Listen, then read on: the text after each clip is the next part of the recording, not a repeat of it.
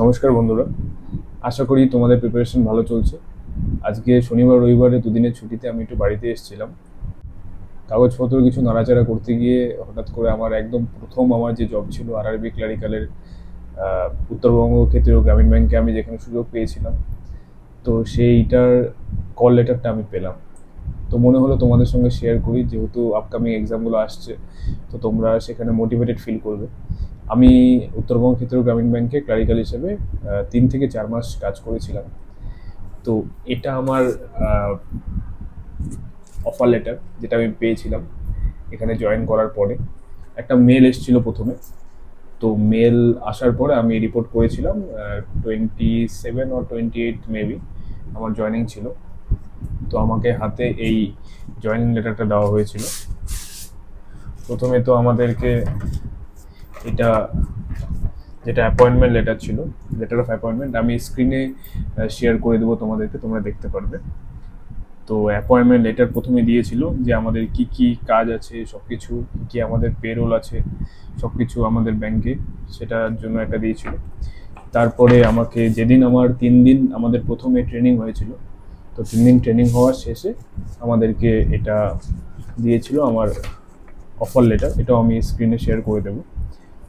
তো আমার offer letter আমার মানে ব্রাঞ্চ জয়নিং যেটা ছিল, তো ব্রাঞ্চ জয়নিং আমার দিয়েছিল আফটার 3 days অফ ট্রেনিং।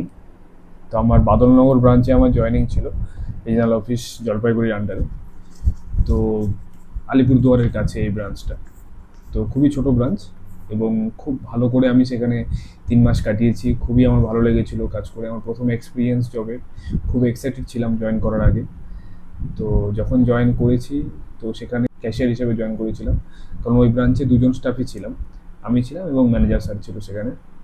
আর আরেকজন ক্যাশিয়ার ছিল, আমি জয়েন করার পরে ওনার রিটায়ারমেন্ট হয়ে গিয়েছিল। রিটায়ারমেন্ট ওনার 1 মাস পরেই ছিল। তো ওনার রিটায়ারমেন্টের ভার্জে আমাকে সেই ব্রাঞ্চে জয়েনিং দিয়েছিল। তো আমি ওনার থেকেই ক্যাশটা হালকা হালকা করে শিখে নিয়েছিলাম। উনিও খুব ভালো ছিলেন, আর ম্যানেজারবাবুও খুব ভালো ছিলেন, আমাকে খুবই কোঅপারেট করেছেন তারা। তো তারপর সেখানে 3 থেকে 4 মাস কাজ করার পরে আমি পিএনবিতে আমার সিলেকশন হয়ে গিয়েছিল আইপি দ্বারা। আমি নেক্সট টাইম তোমাদের সঙ্গে পিএনবির অফার লেটারটিও শেয়ার করব। তো আমার কিছুদিন সময় হয়ে গেল, আমার ভিডিও বানানো হচ্ছে না কোয়ান্ট রিলেটেড। আমি একটাই টিআই এর একটা ভিডিও দিয়েছিলাম আমার ইউটিউব চ্যানেলে। তো আমি চেষ্টা করব এই সপ্তাহে মধ্যে আমি 2 থেকে 3টা ভিডিও শেয়ার করার কোয়ান্ট রিলেটেড। আর যদি তোমাদের কোনো স্পেশালি কোনো টপিক থাকে যেটা বুঝতে সমস্যা হচ্ছে, তো আমাকে অবশ্যই কমেন্টে জানিও।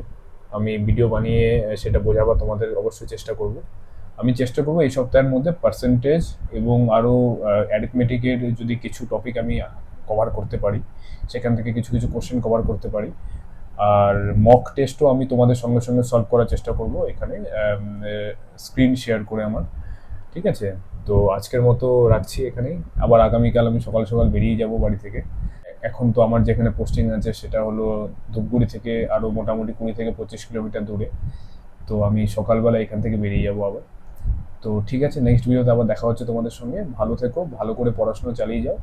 আমি নেক্সট উইকে চেষ্টা করবো 2 থেকে 3টে ভিডিও প্রোভাইড করার। তোমরা প্রিপারেশনটিকে একদম জোর কদমে চালিয়ে যাও। ঠিক আছে?